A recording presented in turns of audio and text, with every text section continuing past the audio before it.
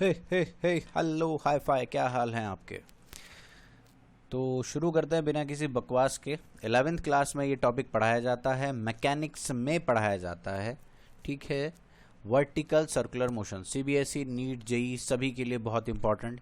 लेकिन ये vertical circular motion पढ़ने से पहले कि एग्जैक्ट वर्टिकल सर्कुलर मोशन क्या होता है, हमें कुछ बेसिक्स की ज़रूरत पड़ेगी। तो इस वीडियो में पहले हम बेसिक्स डिस्कस करेंगे और उसके बाद फिर हम वर्टिकल सर्कुलर मोशन पढ़ेंगे।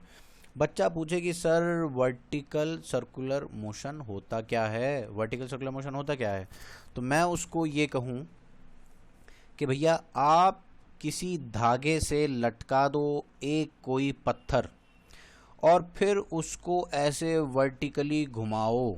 समझ में आया?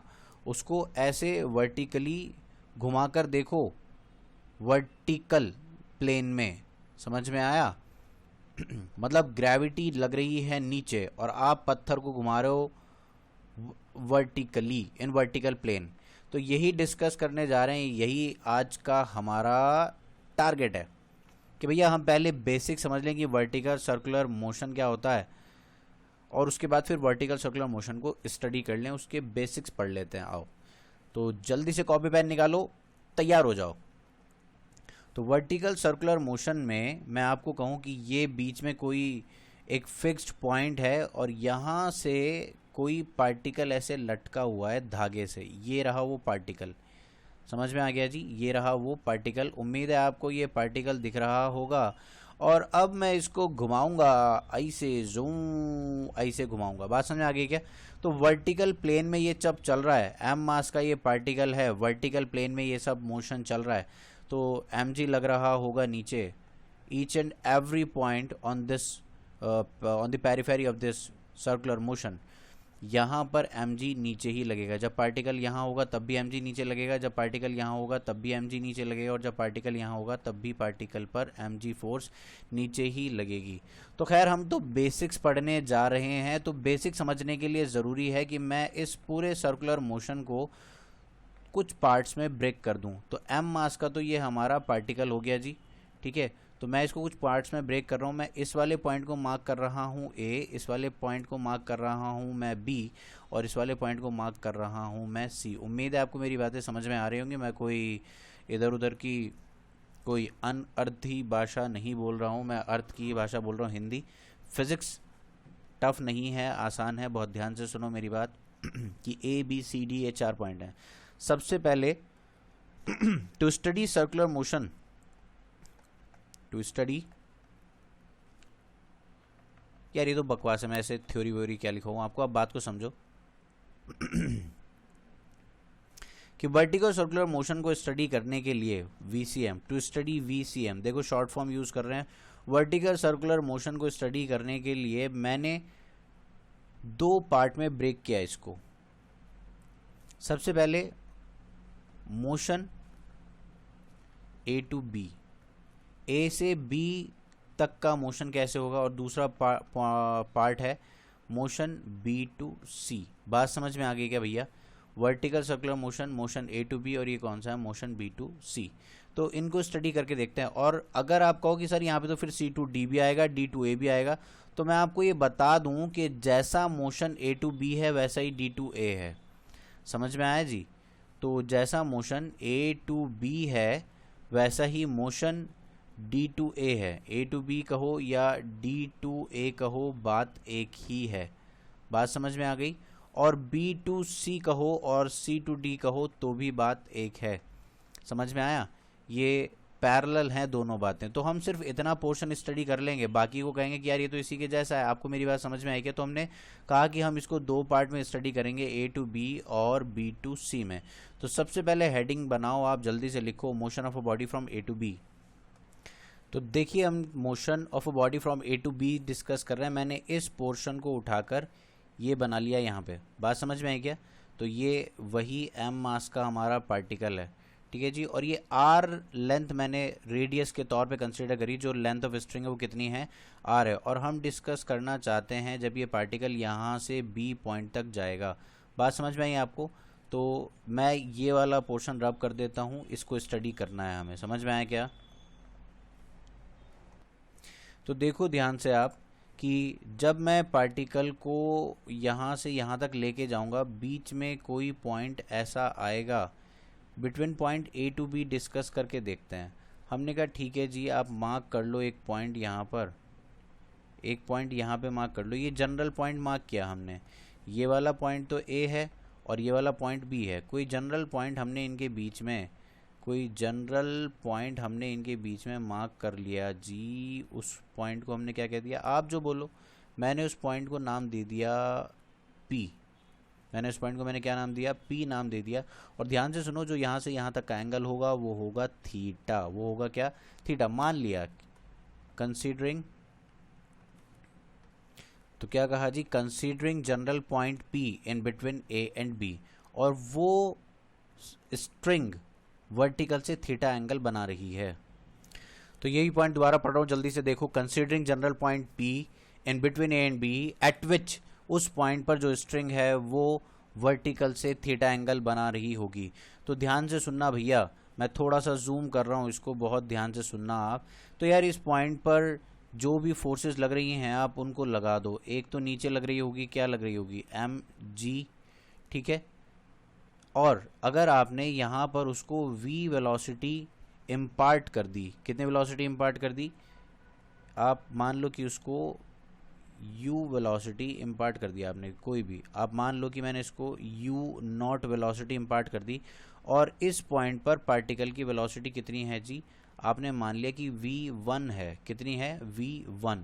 तो यहाँ पर एक सेंट्रीफ्यूगल फोर्स भी आ रही होगी बाहर की तरफ, समझ में आया आपको। वो कितनी होगी, mv1 स्क्वायर अपॉन r। और एक फोर्स यहाँ पर अंदर की तरफ लग रही होगी जिसको मैं कहूँगा टेंशन, टेंशन इन स्ट्रिंग। तो स्ट्रिंग में कोई टेंशन भी ज़रूर होगी।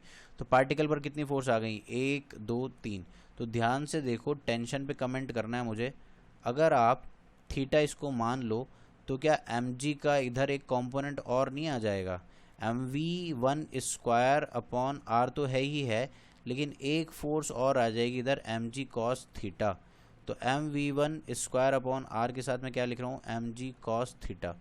अगर आप कहो तो मैं इसको अलग से बना के भी दिखा देता हूँ। तो देखिए मैंने ये डायग्राम अलग से बनाया, जितनी फोर्सेस पार्टिकल पे थी मैंने वो मार्क कर दी। और अब अगर आप ध्यान से देखोगे तो mg का एक कंपोनेंट इधर और आ गया जी, कितना है वो, mg cos थीटा। और एक कंपोनेंट इधर आ गया mg sin थीटा। तो mg sin थीटा वो कंपोनेंट है जो यहाँ पर रिटार्डिंग फोर्स का काम करेगा। पार्टिकल के पास वेलोसिटी है उधर v1, देखो ना आप, ये वाली वेलोसिटी v1, लेकिन उसके अपोजिशन में कौन सी फोर्स आ गई, mg sin थीटा। तो मैं तो यहाँ पे टेंशन की अगर बात करूँ तो टेंशन किसकी इक्वल हो जाएगी भैया, tension at point P is equals to mv1 square upon r plus mg cos theta. तो आप मुझे एक बात बताओ थोड़ा सा सोच के, कि जब A से B जा रही होगी हमारी पार्टिकल, हमारी प्यारी सी पार्टिकल जब A से B जा रही होगी तो थीटा इंक्रीज हो रहा होगा कि नहीं, थीटा इंक्रीज हो रहा होगा या नहीं। तो ध्यान से सुनिए भैया, थीटा इंक्रीज हो रहा होगा। तो मैं लिख रहा हूं यहाँ पे, when particle moves from A to B, theta increases from 0 degree to 90 degree. और जब थीटा इंक्रीज करता है तो कॉस थीटा डिक्रीज करता है। सर मेरी समझ में ही नहीं आया। भैया आप जाके कॉस थीटा का ग्राफ देखो, वीडियो अपलोड हुई है ट्रिग्नोमेट्री की। तो थीटा 0 से 90 डिग्री तक इंक्रीज होगा, कॉस थीटा डिक्रीज करेगा कहाँ से ले कहाँ तक, 1 से लेकर 0 तक।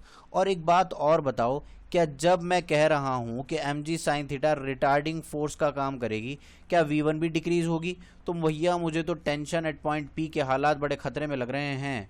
खतरे में कैसे लग रहे हैं कि v1 भी डिक्रीज होगी। v1 कितनी डिक्रीज होगी ये तो मैं नहीं कह सकता, लेकिन v1 भी डिक्रीज होगी। When particle goes from A to B, तो क्या क्या काम हो रहा है, थीटा इंक्रीज कर रहा है, ठीक है जी, कॉस थीटा डिक्रीज कर रहा है, V1 डिक्रीज कर रहा है, तो ओवरऑल मैं तो ये कह सकता हूँ कि भैया टेंशन डिक्रीज करेगी व्हेन पार्टिकल गोज फ्रॉम, देखो टेंशन का एक्सप्रेशन देख लो फटाफट से, टेंशन का एक्सप्रेशन देख लो फटाफट से भैया, कॉस थीटा भी डिक्रीज करेगा, V1 भी डिक्रीज करेगी, तो क्या करेगा टीपी भी डिक्रीज करेगा, टीपी विल ऑल्सो डिक्रीज। तो ये वाली बात हो गई कि जब ए से बी जा रहा है तो टेंशन घट रही है, जब ए से बी जा रहा है पार्टिकल तो टेंशन घट रही है, समझ में आया क्या? लेकिन टेंशन कभी घट के जीरो नहीं होगी, क्योंकि टेंशन डिक्रीजेस बट नेवर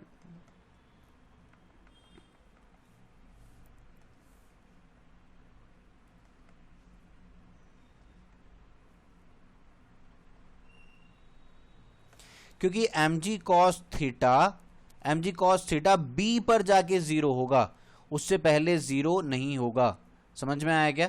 तो टेंशन एट पॉइंट पी, जब पार्टिकल कहाँ है ए और बी के बीच में, तो टेंशन डिक्रीज होगी, बस इतनी सी बात आपको नोट करनी है। पॉज कर लो, नोट कर लो, फिर हम आगे चलते हैं। तो उम्मीद है आपने नोट कर लिया होगा, ठीक है। अब हम चलते हैं अपने नेक्स्ट डिस्कशन के तरफ, जहां पे क्या कह रहा है, when particle moves from B to C, तो बी पॉइंट ये रहा, और जब पार्टिकल बी टू सी जाएगा, कहाँ से कहाँ जाएगा, बी टू सी, तो हम बीच में कोई जनरल पॉइंट कंसीडर कर लेंगे, ठीक है जी, कोई जनरल पॉइंट कंसीडर कर लेंगे जिससे हमें पता लगेगा कि अच्छा क्या हो रहा है रास्ते में, समझ में आया क्या? तो देखिए यहाँ पर हमने इसको कहा बी पॉइंट, और ये कोई हमने जनरल पॉइंट कंसीडर कर लिया, ये फिर से हमने कह दिया कि मान लीजिए ये पी ही है, और इस पी के हालात आज देखिए, और यहाँ से ये एंगल है, इसको हमने थीटा कह दिया। अब स्ट्रिंग में कोई टेंशन तो होगी जिसको हमने कह दिया कैपिटल टी, और इस वाले पॉइंट पर भी हमने कुछ वेलोसिटी v1 मान लो, कुछ भी मान लो, v डैश मान लो, ठीक है जी। तो पार्टिकल के पास v डैश वेलोसिटी भी है। उम्मीद है आपको डायग्राम क्लियर होगा। ये तो पाथ है भैया, ये वाला क्या है, ये तो पाथ है,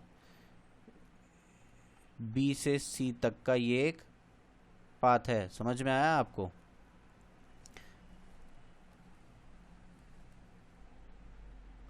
ठीक है जी, ये तो सिंपल एक पाथ है, तो इसको स्टडी कर रहे हैं, और बीच में कोई हमने पॉइंट पी मान रखा है, और ये रही v डैश वेलोसिटी, इस पॉइंट पर v डैश वेलोसिटी है। तो कौन कौन सी फोर्सेस यहाँ पे लग रही हैं हम जल्दी से मार्क कर लेते हैं। एक तो है भैया टेंशन, एक तो कौन है, टेंशन है, जो कि स्ट्रिंग सेंट्रीपिटल फोर्स का काम कर रही होगी टेंशन। एक लग रही होगी इसके ऊपर m v dash square upon r, और एक लग रही होगी mg। समझ में आया आपको? अभी हम फिर से इनको भी रिजॉल्व करेंगे, लेकिन आप समझो पहले कि कहाँ कहाँ फोर्सेस लगी हुई हैं। अगर ये थीटा है तो ये वाला एंगल कितना होगा? बच्चे बहुत सोच के बोले सर हमें नहीं पता। मैंने कहा भैया 90 माइनस थीटा। जूम करके दिखाता हूँ मैं आपको, ध्यान से देखो। अगर मैं इस वाले सर्कल को पूरा कर दूं, ध्यान से देखो, अगर ये इस वाले सर्कल को मैं पूरा कर दूं तो ध्यान से देखो, ध्यान से देखो, दिख रहा होगा आपको ये वाला एक राइट एंगल ट्राइंगल। तो ये वाला एंगल अगर थीटा है, ये वाला ऑलरेडी 90 है, तो ये वाला कितना होगा? 90 माइनस थीटा। सर हमारी तो समझ में ही नहीं आया, समझने की कोशिश करो, आएगा समझ में। तो ये वाला एंगल कितना है? 90 डिग्री माइनस थीटा। तो इधर क्या आ जाएगा? mg का कॉम्पोनेंट, mg का इधर कॉम्पोनेंट कितना आ जाएगा? इधर आ जाएगा mg साइन थीटा। मैं अलग से इसका डायग्राम बना देता हूँ, आप समझने की कोशिश करना। हाँ जी, ये मैंने बना दिया अलग से डायग्राम। अगर आपको ध्यान से देखने पर फोर्सेस समझ में आ रही हैं तो बहुत अच्छी बात, ठीक है जी। तो आप ध्यान से देखिए कि भैया ये वाला थीटा एंगल हो गया, ये वाला एंगल कितना हो गया? थीटा, ठीक है। और ये वाला एंगल कितना हो गया? 90 माइनस थीटा। और अगर आप यहाँ से एंगल मेजर करना चाहोगे तो ये वाला कितना हो जाएगा? थीटा। समझ में आया आपको? तो mg ये वाली डायरेक्शन से यहाँ पे इसको काउंट करोगे आप, थीटा, ठीक है। और इसके पास, पार्टिकल के पास एक वेलोसिटी भी है जो कि उधर है v डैश। वो फोर्स नहीं है, मैं ऐसे ही मार्क करके दिखा रहा हूँ आपको, ये बताने के लिए कि mg cos थीटा आज रिटार्डिंग फोर्स का काम कर रहा होगा अगर आपने थीटा यहाँ से मेज़र किया है, ठीक है जी। और ये वाला एंगल कितना हो गया होगा? 90 डिग्री माइनस थीटा, ठीक है। तो आप यहाँ पर फोर्स mg साइन थीटा, ठीक है। तो अब अगर आप टेंशन एट पॉइंट P लिखने की कोशिश करोगे तो टेंशन एट पॉइंट P क्या होगी?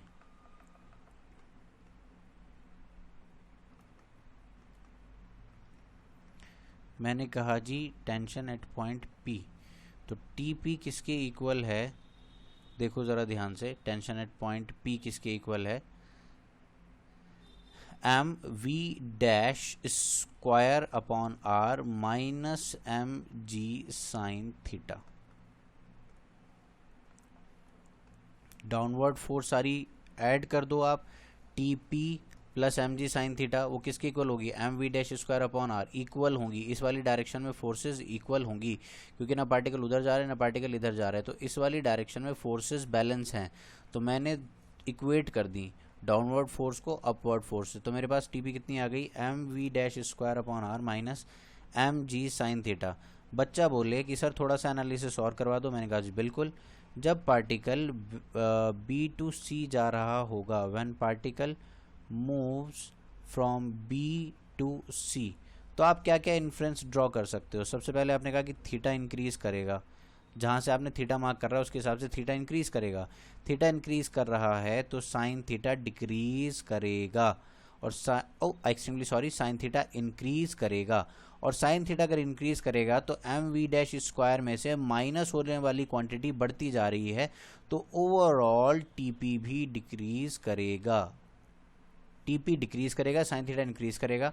ठीक है जी, साइन थीटा इंक्रीज करेगा तो आप समझ जाओ कि एम जी साइन थीटा भी इंक्रीज करेगा, और m g sine theta increase करेगा तो टीपी डिक्रीज करेगा।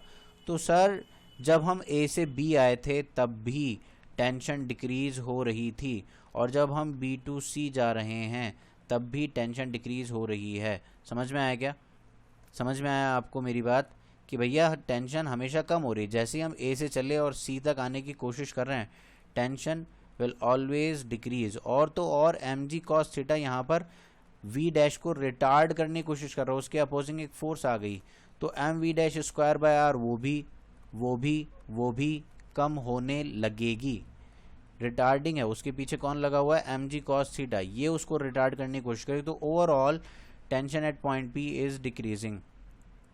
तो हम देखते हैं कि सी पॉइंट पर ऐसा क्या हो रहा होगा, तो सी पॉइंट पर टेंशन मिनिमम होगी, आप इस बात को समझो, सी पॉइंट पर टेंशन मिनिमम होगी। नोट करके एक बात लिखवाना चाहता हूं मैं आपको, बहुत ध्यान से लिखना, note,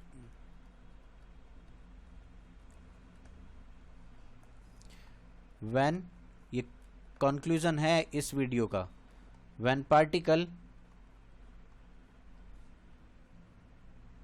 moves from A to B then B to C, tension always decreases.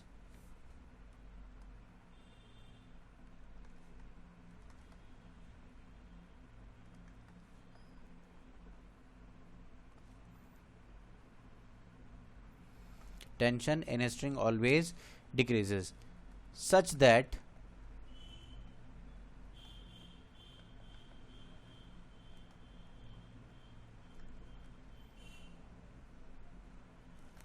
tension is minimum at point C। तो टेंशन एट पॉइंट सी क्या है, वो पूरे in VCM vertical circular motion, tension at point C is the minimum tension. ठीक है, ये हो गया पहला पॉइंट। तो दूसरा पॉइंट भी एक समझने लायक है कि जब वर्टिकल सर्कुलर मोशन हो रहा है या कोई सा भी सर्कुलर मोशन हो रहा है, circular motion, uniform circular motion, non uniform circular motion, ये यू है, uniform circular motion, non UCM, और या VCM, सेंट्रीपिटल फोर्स कभी भी जीरो नहीं हो सकती, क्योंकि सेंट्रीपिटल फोर्स ही तो सर्कुलर मोशन करवा रही है। तो सर्कुलर मोशन कितने तरह का है ये बता दिया, इन सभी में टेंशन या सेंट्रीपिटल फोर्स कभी जीरो नहीं होनी चाहिए, सेंट्रीपिटल फोर्स कभी जीरो नहीं होनी चाहिए, centripetal force must be non zero, तभी सर्कुलर मोशन हो पा रहा है, क्योंकि वही तो है जो डायरेक्शन चेंज करवाता है और सर्कुलर मोशन करवाता है। तो यहाँ पे वर्टिकल सर्कुलर मोशन में वो सेंट्रीपिटल फोर्स की रिक्वायरमेंट कौन पूरी कर रही है, tension. in VCM tension in a string plays a role of, या मुझे कहना चाहिए tension in string is providing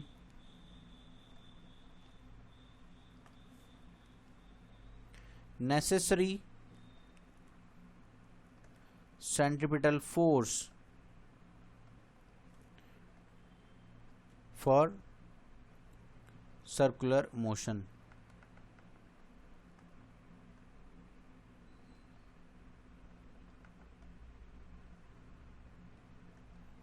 समझ में आया क्या? In VCM tension string is providing necessary centripetal force for circular motion, और ये टेंशन मिनिमम है पॉइंट सी पर. Tension is minimum at point C, लेकिन हम चाहते हैं वो मिनिमम भी इतनी हो कि भैया जीरो ना हो. क्यों? तभी तो कंप्लीट वर्टिकल सर्कुलर मोशन हो पाएगा. तो हमारी रिक्वायरमेंट है ये, और ये है जितना भी बेसिक अभी आपको पढ़ाया उसका कंक्लूजन. यही पॉइंट मैं यूज करने वाला हूं नेक्स्ट पार्ट में. रिक्वायरमेंट क्या है कि टेंशन किसी भी पॉइंट पर जीरो ना हो. Tension in a string is providing necessary centripetal force for circular motion, hence it can not be zero. Hence tension can not be zero. यहां पे मुझे लिखना चाहिए hence tension can not be zero. अगर tension zero हो गई तो भैया सर्कुलर मोशन नहीं हो पाएगा. टेंशन मिनिमम है पॉइंट सी पर. तो अगर हम चाहते हैं कि कंप्लीट वर्टिकल सर्कुलर मोशन हो तो हमारी सबसे ज़्यादा टेक केयर किस पॉइंट को लेकर होनी चाहिए? पॉइंट सी को लेकर. तो हमारी रिक्वायरमेंट क्या हो गई? Tension at point C must be greater than और just equal to zero. Zero से बड़ी ही होनी चाहिए. और अगर जस्ट जीरो हो भी गई ना तो हमें यह पता है कि पॉइंट सी पर टेंशन मिनिमम है. उस पॉइंट सी के ना इधर टेंशन जीरो होगी ना इधर टेंशन जीरो होगी. तो एक बार अगर वो सी तक भी पहुंच गया ना, चलते चलते सी पर पहुंच गया तो लौट के आ ही जाएगा, सर्कुलर मोशन कंप्लीट हो ही जाएगा. लेकिन सी से पहले जीरो ना हो, बस सी पर भी ग्रेटर देन जीरो और जस्ट इक्वल टू जीरो हो तो बात बन जाएगी. क्रिटिकल केस है. तो सबसे ज्यादा क्रिटिकल पॉइंट कौन सा हो गया? C is the most critical point. C is the most critical point. अगर यहां सर्कुलर मोशन नहीं टूटा तो कहीं भी सर्कुलर मोशन नहीं टूटेगा. Most critical point. समझ में आया? सी पर अगर वो सर्कुलर मोशन कर गया तो हर पॉइंट पे कर जाएगा. आप ये बात अपने वर्डिंग्स में लिखना कि वर्टिकल सर्कुलर मोशन में सबसे ज़्यादा क्रूशियल पॉइंट कौन सा है? Point C. क्योंकि उस पॉइंट पर टेंशन मिनिमम होती है और टेंशन जीरो नहीं हो सकती क्योंकि सेंट्रिपिटल फोर्स जीरो हो जाएगी. फिर सर्कुलर मोशन कौन करवाएगा? तो क्रिटिकल पॉइंट कौन है? Point C. समझ में आया? ठीक है जी. तो हमें टेक केयर करने की जरूरत है पॉइंट सी पर टेंशन जीरो ना हो. जीरो हो तो जस्ट जीरो हो, मतलब जस्ट जीरो हो, उससे पहले जीरो ना हो. सी तक पहुंच जाएगा तो कंप्लीट सर्कुलर मोशन कर ही जाएगा. तो इस वीडियो में इतना ही. नेक्स्ट वीडियो में मैं आपको डायनेमिक्स समझाता हूं वर्टिकल सर्कुलर मोशन की. तब तक के लिए bye bye, see you soon, enjoy.